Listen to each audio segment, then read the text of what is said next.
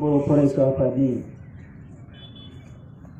Special कनभेनसनजों लोब्बा लानानै दिनै बे फिरफिला बिरहोनाय हाबाफारियाव बाहागो लानो हानाय एबसुनि गोदानै सायख'जानाय आफादगिरि आगुनि लेङाइ आफादगिरि दिपेन बर' बे हाबाफारियाव बाहागो लानो हानाय एबसुनि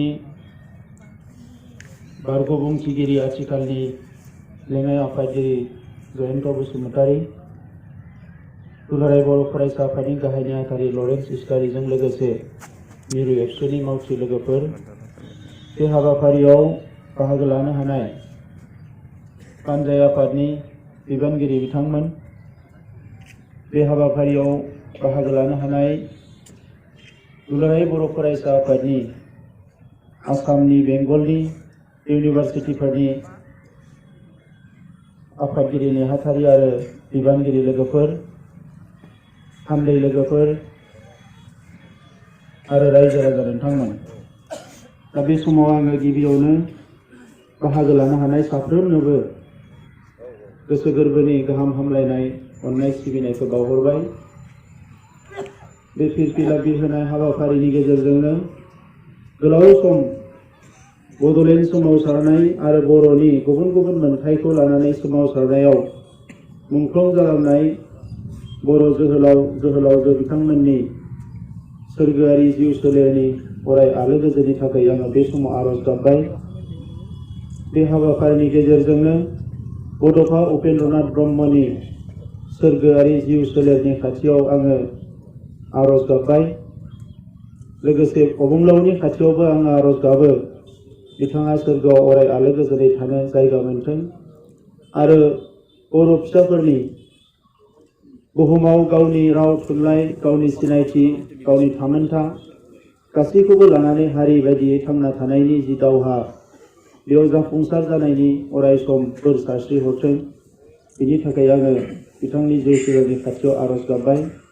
बे गोलाव सम थामोनथानि सोमावसारनायाव रैखाथिनि जांख्रिथायाव NDBनि BLTनि गुबुन गुबुन बर' थुनलाइ आफादनि जिखिनि मुंख्लं जालांबाय बिथांमोननि खाथियावबो आरो बे समाव खर' गंग्लाय खुलुमनाय बावहरबाय।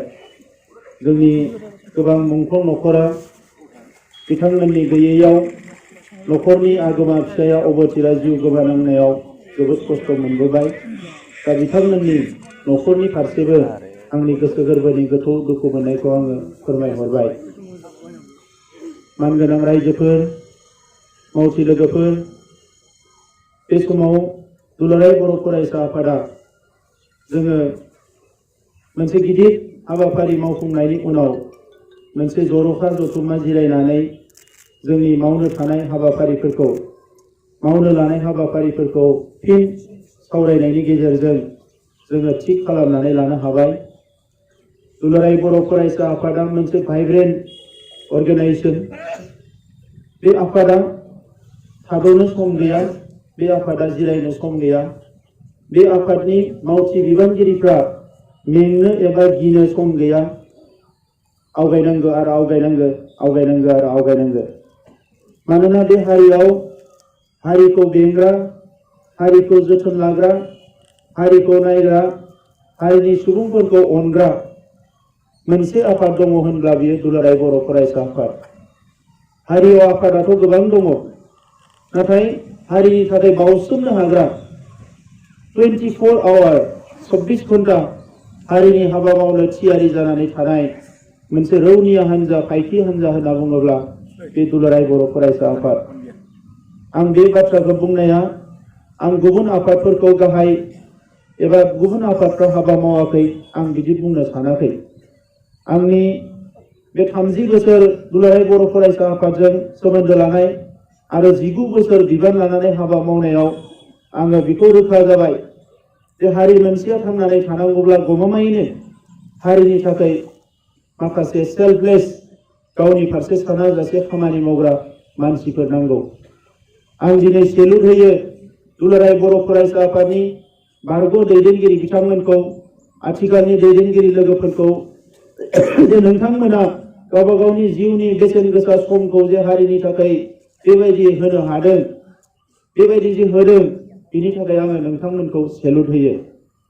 आङो सेलुट होयो बै न'खरनि बिगोमाफोरखौ, जोंनि बिमा बिफाफोरखौ, जाय बिमा बिफाया उन्दै समनिफ्रायनो अनै अनै फेदेरनानै गावखौ नायनो, गावनि न'खरखौ नायनो, साख्रि बाख्रि लानानै न'खर संसारखौ मोजाङै सामलायनो बिथांमोना सिमां नुनानैबो गावनि गथ'खौ दिनै हारिनि थाखाय मोनसे इयुन रोखा जेबो राहा लामा नुहुराब्लाबो दुलाराय बर' फरायसा आफादाव हाबा मावनो गोसो गोरबोनिफ्राय जे बिथांमोना हगार हरो, बै बिमा बिफाफोरखौ आं अरायसम खुलुमो। दिनै जोङो दुलाराय बर' फरायसा आफादा नैबे थासारिसिम सफैनो हादोंब्ला बै बिमा बिफाफोरनि थाखाय, बै सुबुंफोरनि थाखाय, बै हारि अनफावरि मानसिफोरनि थाखाय जायफोर दुलाराय बर' फरायसा आफादखौ अराय अनसायबोदों। मानगोनां बिग्रायारि लोगोफोर, बिबानगिरि लोगोफोर, मावथि लोगोफोर, आङो बे समाव नोंथांमोनखौ खावलायो, हारिया जोंनो अननाय होदों, हारिया जोंनि सायाव फोथायनाय लाखिदों, हारिया जोंनि सायाव मिजिं थिदों, हारिया जोंनिफ्राय माबा मोनसे नङा माबा मोनसे हास्थायदों आरो हारिखौ जों मालाबाबो मोखां सायर' खालामनो हानाय नङा, मोखां सायर' खालामनो मोननाय नङा। मानोना बे हारियाव आरो बिश्वास लानो हानाय, फोथायनो हानाय, अननो हानाय आरो हारियाखौ सुंथाग्रा होननानै साननो हानाय आफादफोरनि गेजेराव गुबै आफादानो जाबाय दुलाराय बर' फरायसा आफाद।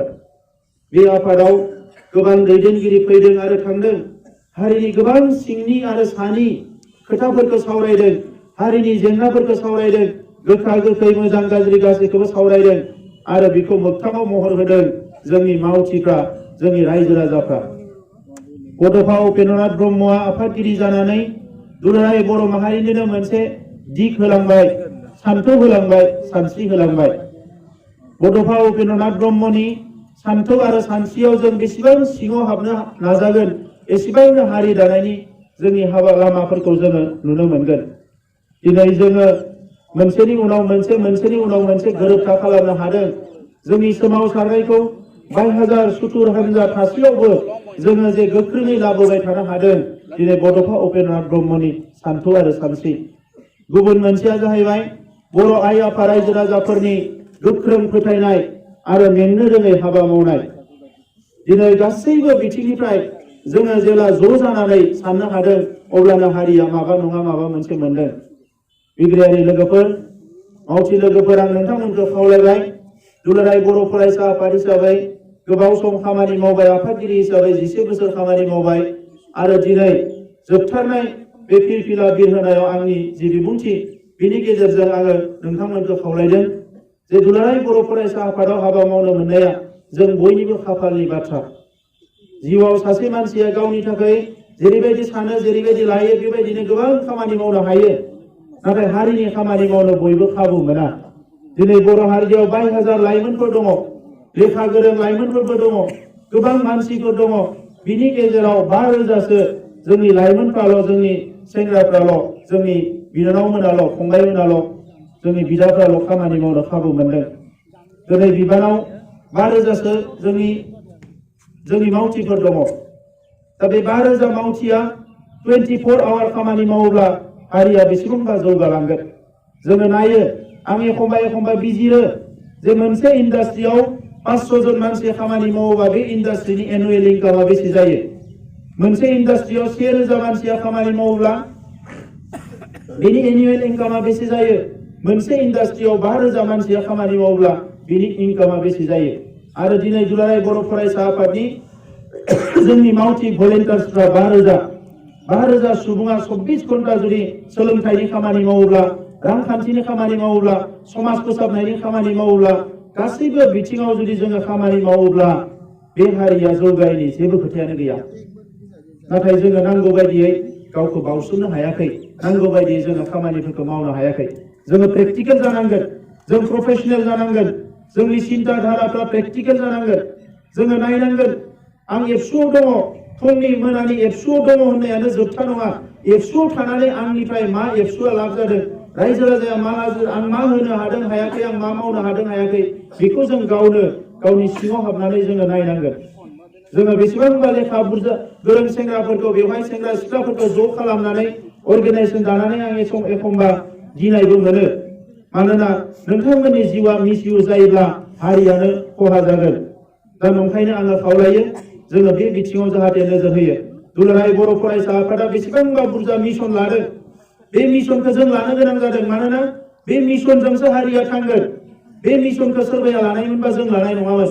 दिनै mission quality education one of द बेस्ट मिशन बर' हारि थांनायनि थाखाय, हारि थांनायनि थाखाय। मानोना सोलोंथाइ गैयाबा मुलुगाव रावबो थांनानै थानो हाया। जों बयबो नुदों दिनैनि सोलोंथाइया बेसेबां गोजौनिफ्राय गोजौआव थांगासिनो दङ। दिनैनि सोलोंथाइनि गासैबो आइडियानो सोलायलांगासिनो दङ। जोंनो मुलुगाव थांना थानो मा मा नांगौ बेफोरखौ दिनै कारिकुलामाव गोदान गोदान लाबोगासिनो दङ।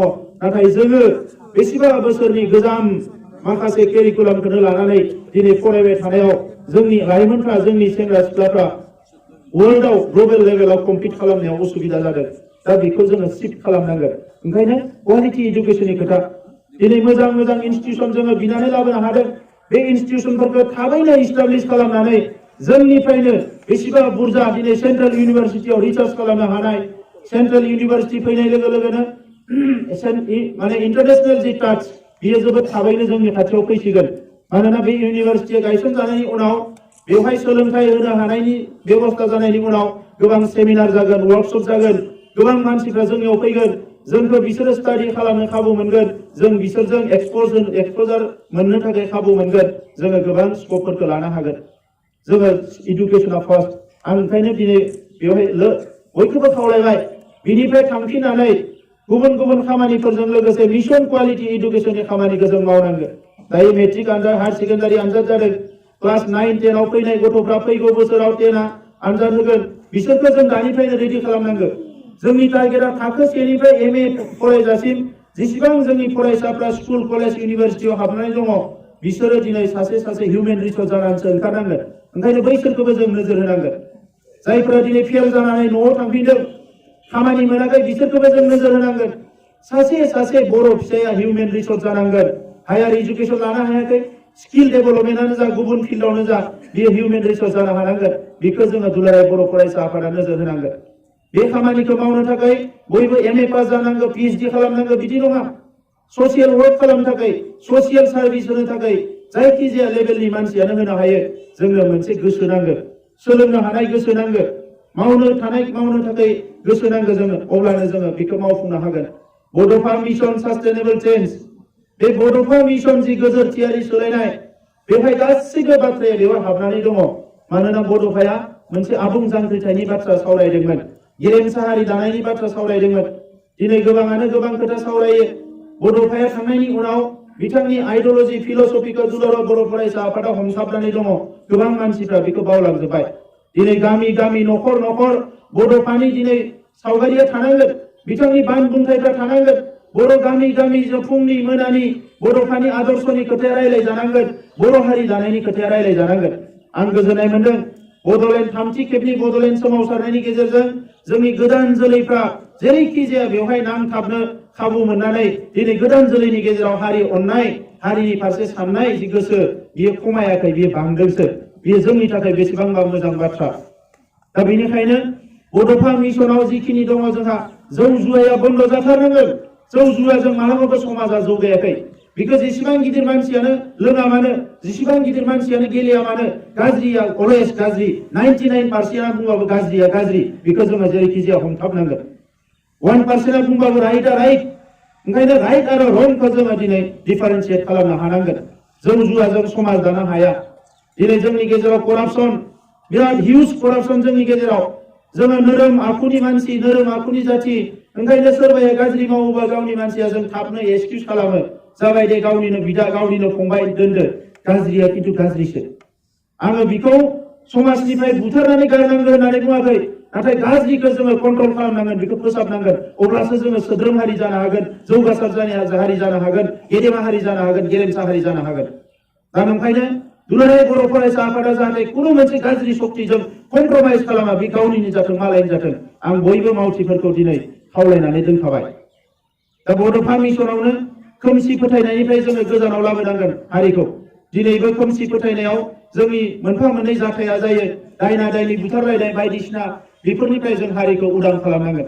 हेल्थखौ दिनै जोङो ससियेल हेल्थ, सासे मानसिनि देहा बायदि इनभाइरनमेन्टनि हेल्थ सयल हेल्थ मानसिफ्रा बयबो माने हेल्थनि खोथाखौ रायलायदों विभिन्न लेभेलाव हेल्थआ थिग थाबासो खामानि मावनो हागोन बर' फिसाफोरनि दिनै देहाफ्रा गोबां नोरजिया जालांदों बेमार आजारा जोंखौ नारसिनो हमदों गोबां मानसिया गामियाव रायजो जानाय मानसिफ्रा दिनै केन्सार जादों बायदिसिना बेमार जादों बेवहाय जोंहा गोबां खामानि मावनांगौ दङ जोंनि मानसिखौ जोंनो नायनांगोन दिनै जि हेल्थ सिस्टेमानो जाया मानो देशनि जि हेल्थ सार्भिसानो जाया मानो बे मालाबाबो थोजासे जाया मुलुगनि जौगानाय हादोरफ्राव दिनै नांगौ बायदियै बिथांमोना होनो हादों नाथाय जोंफोरनि बायदि इन्डिया बायदि हादोराव जेराव 130-140 कोटि मानसि दिनै अनजिमा जेराव डाक्टारनि अनजिमायानो खम हस्पिटालनि अनजिमाया खम बेवहाय जों नांगौ बायदि हेल्थ सार्भिसखौ मोननाय नङा नाथाय जोंनि हारिनि हेल्थआ जेरावबो मोजां जानांगोन ओंखायनो गामि गामि हेल्थ एवारनेस केम्प खालामनाय हेल्थआ मोजां थानो थाखाय गावनो एवारनेस गावनो सांग्रां जायोबा जोङो 70% खामानिखौ जों गावनो मावनो हायो मुलिया जोंनि 20%ल' मावो दा ओंखायनो 75%आ मोजां जानो थाखाय जोङो हेल्थआव जोङो मा जानांगोन उन्दैनिफ्रायनो जोंनि मानसिफोरखौ सांग्रां खालामनांगोन बे बिथिङाव जाहाथे नोजोर होयो गुबुन फारसेथिं दिनै स्पर्ट्सआव जोंनि मानसिफ्रा बिराद जौगानाय जोबोद नाजाबोदों दासिमबो हायाखै दिनै बे गोरोबथानि गेजेरजों जोङो मोनथाम साइ सेन्टार बिनानै लाबोदों साइ सेन्टारा गाबोन गायसनजागोन गेलेग्रा गैयाबा हाग्राया दुजुगोन दा ओंखायनो गेलेनायजोंनो दिनै केरियार दानो हायो गेलेनायजोंनो जोङो दिनै गावनि जाथिखौ गावनि हारिखौ मुलुगाव मुंदांखा खालामनो हायो दिनै साफा सानै बर' लाइमोन हिनजावसाफोर हौवासाफोर गेलेदों बिसोरनि गेजेरजोंनो बर'आ लासै लासैनो बुहुमाव मुंदांखा जादों ओंखायनो जोङो स्पर्ट्स सेक्टरखौ बिराद गोसो होनांगोन बेखौ जाहाथे बयबो खाबु लायो इक'नमिक सेक्टराव खामानि मावनाया जोबोद खमायदों दिनैबो जोंनि रांखान्थिनि बिथिङाव रायजो जानाय साननाय हनाया जोबोद सरासनस्रा मोनसे आखुजों एबा सिन्ताधाराजोंनो दङ दानि इक'नमिया जोबोद मोनसे गोब्राब इक'नमि जाबोबाय दिनै इन्डियायाव जिडिपिआ खमायदों आरो खमायदों नाथाय जोंनि गेजेराव हारिनि गेजेराव जोंनि बेसेबां सुबुङा मिथिगौ जे देशनि इक'नमिया बबे लामाजों थांदों आरो थाङाखै जोङो बेखौ सांग्रां खालामनांगोन मानसिफोरखौ जोंनि हा हुखौ बेंनाय हा हुआवनो मोजाङै आबाद मावनाय जायफोर सेंग्रा सिख्लाफोर ओरैनो दङ बिसोरो थाबैनो ओरैनो थानाय समखौ बारा गोलाव खालामनाङा मोनसे खामानिखौ गारबाय गुबुन मोनसे खामानिखौ थाबैनो हमनांगोन जोंनि आखायाव बारा सम गैया बे बिथिंखौ जाहाथे जोङो नोजोर होयो इक'नमिक सेक्टराव जोङो नोजोर होनांगोन आरो बेजों लोगोसे आखल आखु दानाय दिनै मुलुगाव जाय हादोरखौ दिनै मानसिफ्रा अनदों सुइजारलेण्डखौ मानो मोजां मोनो सुइजारलेण्डआव जेबो भाइलेन्स गैया बिनि मानसिफ्रा मोजां फिनलेण्डआ जौगानो हादों सोलोंथायाव बेसेबांबा जौगानो हादों बिनि मानसिफोरनि साननाय हनायफ्रा जोबोद पजिटिभ मोनसे समाव फिनलेण्ड हादोरनि रांखान्थिया जोबोद गाज्रि जाबायमोन दिनै मोजां सोलोंथाइ फसंथान गायसननानै ओरैबायदि जौगाबाय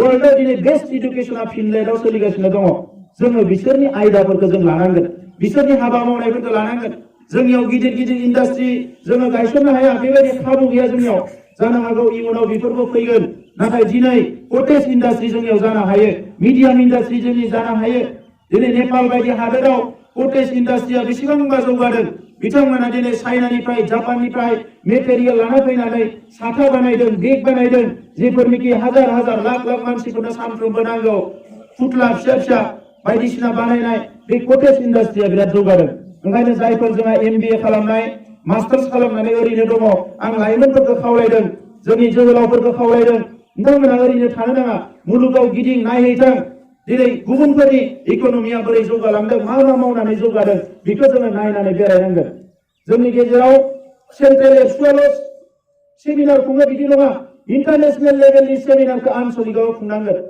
इउनिटआवबो खुंनांगोन इन्टारनेशनेल लेभेलनि सेमिनारखौ नेशनेल लेभेलनि सेमिनारखौ साब्रै साबा सेंग्रा सिख्लाजों लोगो नांनाबो खुंनांगोन मुलुगा माथिं थांगासिनो दङ जोंहा बारा सम गैया जिरायनानै थानो थाखाय मुलुगा जोबोद जौगालांबाय जों उनाव गोग्लैसोबाय दिनै साइन्स आरो टेक्न'लजिनि जुग होनदों मबाइलखौ जों थुयो बिनिफ्राय बारा जोङो जेबो मावनो हाया फेसबुक WhatsAppआनो जोंनिया एनाफ बिखिनियानो जथेस्थ बिनिफ्राय आरो बारा जों थाङा टेक्न'लजिखौ जों मोजाङै बाहायनो हानांगोन ओंखायनो आङो थांनाय जोंनि जथुम्मायाव थांखि लादों जे थांखि लादोंमोन बेखौ जोङो मोगथाङाव बाहायनांगोन जे दिनै टेक्न'लजिनि लिटारेसिखौ जों बारायनांगोन जोङो लिटारेसि होनना बुंबा लिरनाय फरायनायावनो सिमा थायो लिरनाय फरायनाया बारायनांगोन टेक्न'लजिनि लिटारेसिया बारायनांगोन दायो बयबो टेक्न'लजिखौ बाहायनो रोंनांगोन दा बेफोरबायदि जोंनियाव गिदिर खामानिफोर दङ बड'लेण्ड सोमावसारनायखौ लानानै जोबोद गोनो गोथो जादों नैबे जे जोंनि गोरोबथा जालांबाय गोरोबथाया जोंहा लासै मोनसेनि उनाव मोनसे जाबोदों नाथाय मोनसेबो गोरोबथाया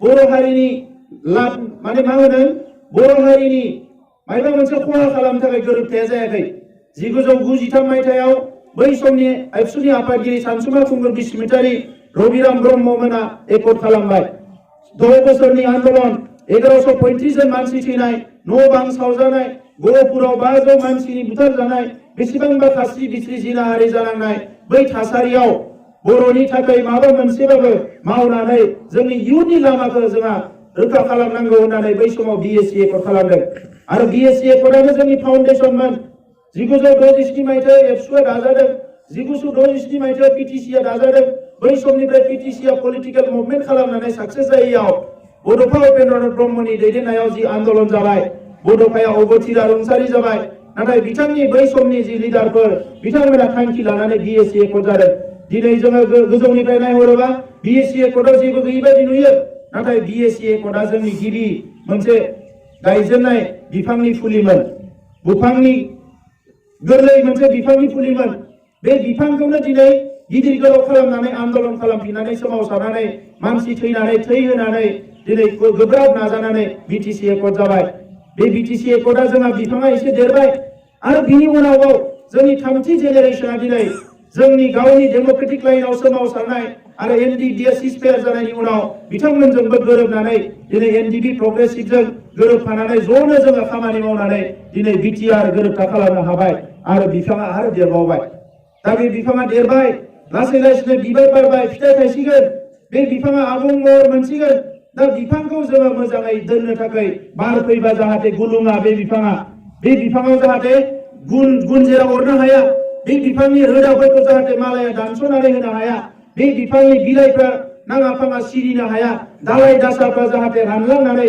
बिफाङा रानज्रिं खनज्रिं जानो हाया बिनि थाखाय जों जोथोन लानांगोन आं नोंथांमोननो गोदोबो सिगांबो बुंबोदों दाबो बुंगोन मोनसे रिभलिउसनाबो जिउ थायो मोनसे जांख्रिथायाबो जिउ थायो बेखौ जोङो फिसिनो रोंनांगोन दिनै जोङो गोरोबथा खालामनायनि उनाव जोङो बड'लेण्ड आन्दोलनखौ एबा राजखान्थिनि जि दाबिखौ जोङो दोनथ'नायनि माखासे थांखि लादों नाथाय बिदि होननानै रिभलिउसनारि स्पिरिटआ जोंनियाव मालाबा जोबनो नाङा रिभलिउसना गासैबो फिल्डआवनो जानो हायो राजा लामायाव थांनानै आलादा रायजो बिनाया मोनसेल' रिभलिउसन नङा आरो जोंनियाव गोबां रिभलिउसन दङ एबारनि रिभलिउसना हारि दानायनि रिभलिउसन एबारनि रिभलिउसना जि सुक्ति खालामबाय बेखौ मोगथाङाव महर होनायनि रिभलिउसन दिनै बिटिसिआव बिएससिआव माखासे रोंगौथिखौ नैबे ओनसोलनि मानसिफ्रा मोनबाय बर' कसारिया मोनसे गोदान एरेन्जमेन्ट गाबोन समफोर बर' कसारि काउन्सिल दाजासिगोन बेवहाय जोंहा सोरबा चिफ जागोन इएनजिएम जागोन बै ओनसोलाव राजखान्थिनि बारहावा बारसिगोन मोननाय मोननैखौ लानानै जोंनि गेजेराव मोनसेया सुरु जासिगोन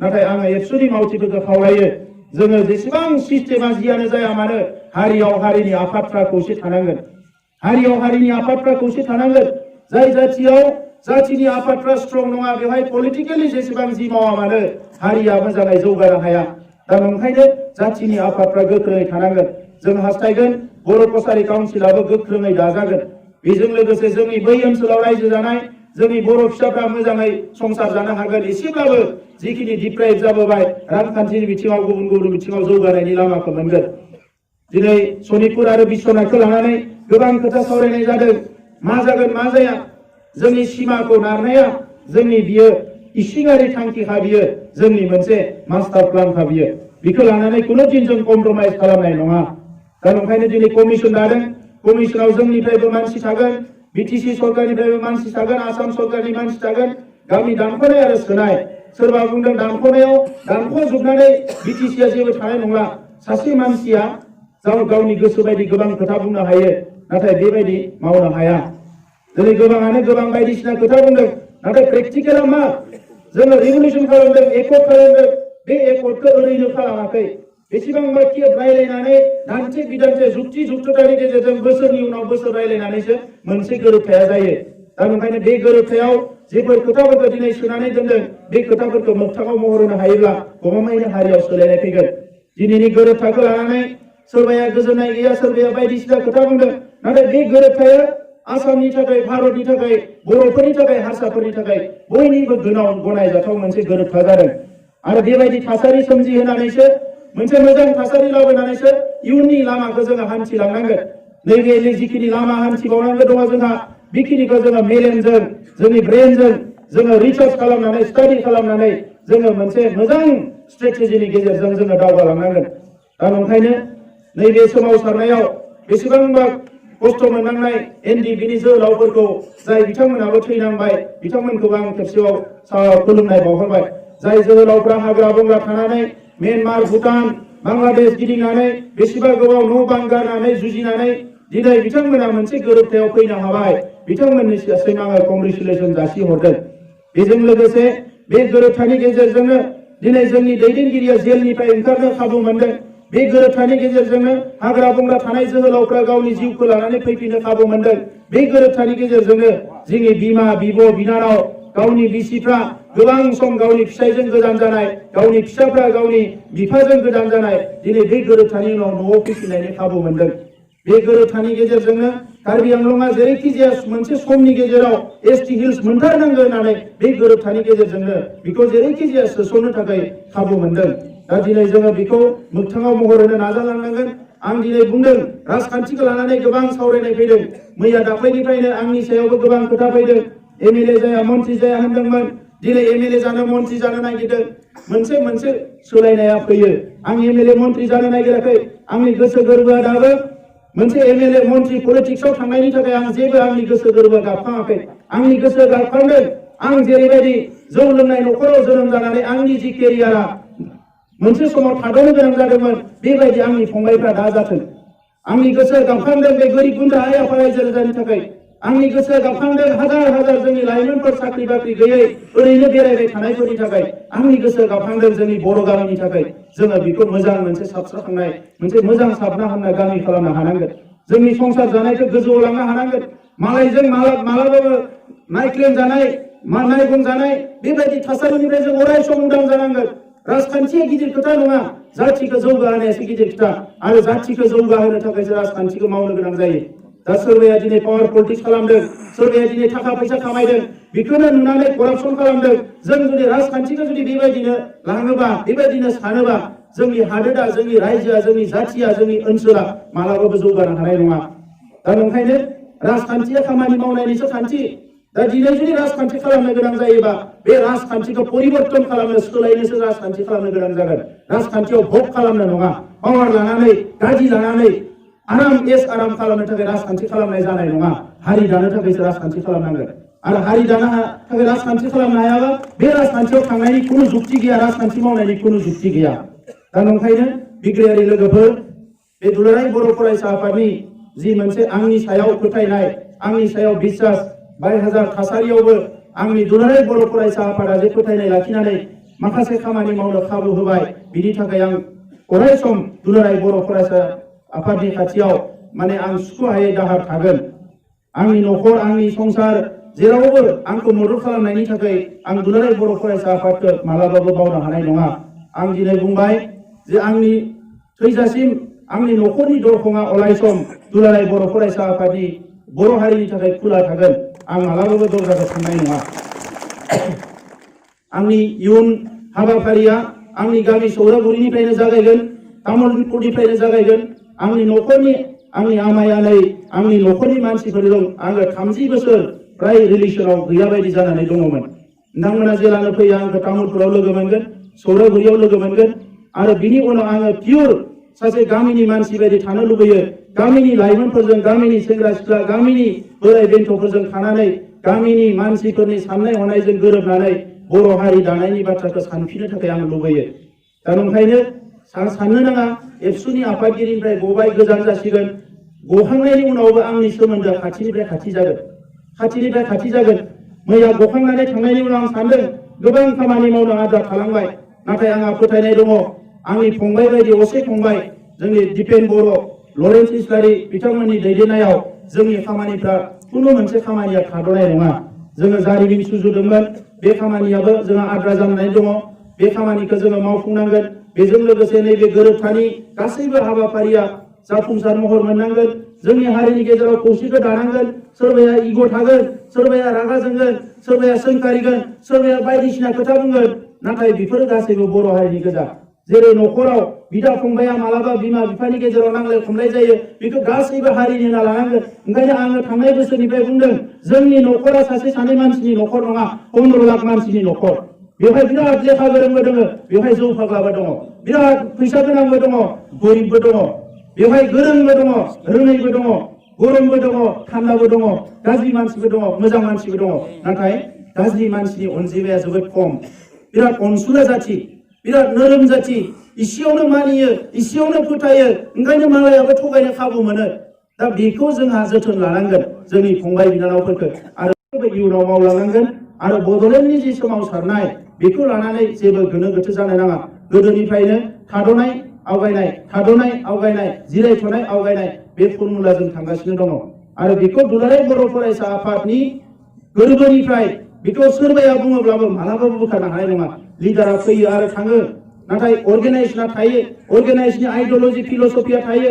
बे अर्गेनाइजेसननि एम एन्ड अबजेक्टिभ आइडियलजि फिलसफियानो हारिनि थाखाय खामानियाव फैयो।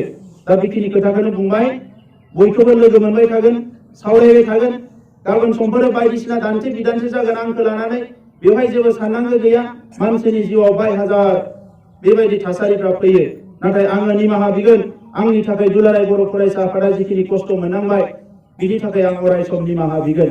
बे समाव आङो रायखांथारनांगोन दुलाराय बर' फरायसा आफादनि बारग' आफादगिरि उरखाव गोरा ब्रह्म, रबिराम नार्जारी, रोंगोरा नार्जारी बिथांमोननि जि मोनसे आंनि सायाव माने अननाय आरो बोसोन होनाय, बिनि थाखायनो आङो दिनै बेफोर खामानिखौ मावफुंनो हाबोदों। आङो दिनै अराय सम गोसोआव लाखिनांगोन बिथां रोंगोरा नार्जारी आफादनिफ्राय गनायनि उनावबो जिसे बोसोर आं आफादगिरि थाबाय, एसे बोसोर जों सानैजों ज' जों खामानि मावबोनो हाबाय जि थासारियावनो थाया मानो। आरो दाख्लै गोरोबथा खालामजासिम गासैखौबो मेक्सिमाम खामानिखौ जों सानैजोंनो मावनानै दिनै बे लेभेलाव जोङो फैनो हादों। दा बेनि थाखाय आं बिथांनि खाथियावबो साबायखर बावबाय। गोबां गासैबो आंनि फंबाय गोजा, बेवहाय आङो मुं लानो बयनिबो मुं लानो लुबैयो, नाथाय मुं लायोबा आंनो 1 घन्टा सम होगोन, सम नांगोन, आं बेखौ लानो लुबैया। कार्बि आंलंनि बिलिमन खाख्लारि बिथाङा सफैबायना सफैयाखै, जे मोनसे समाव दुलाराय बर' फरायसा आफादनि थाखाय जोबोद खास्रि बिस्रि गाग्लोबजादों, नाथाय एबसुखौ मालाबाबो गायाखै।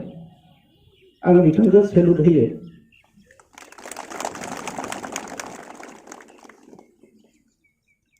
बारा गोलाव बुंनो सानासै, जोबथारनायाव बयनिसिमबो आंनि गोसो गोरबोनि अननायखौ बावहरबाय। दुलाराय बर' माहारिनि खाथियाव आङो खर' गंलायै आंनि निमाहा बियो। थांनाय समाव बायदिसिना सोरखौबा गाज्रि आखल दिन्थिफ्लांनायनि थाखाय एबसुनि आंनि फंबाय बिनानावमोननि खाथियाव आं निमाहा बियो।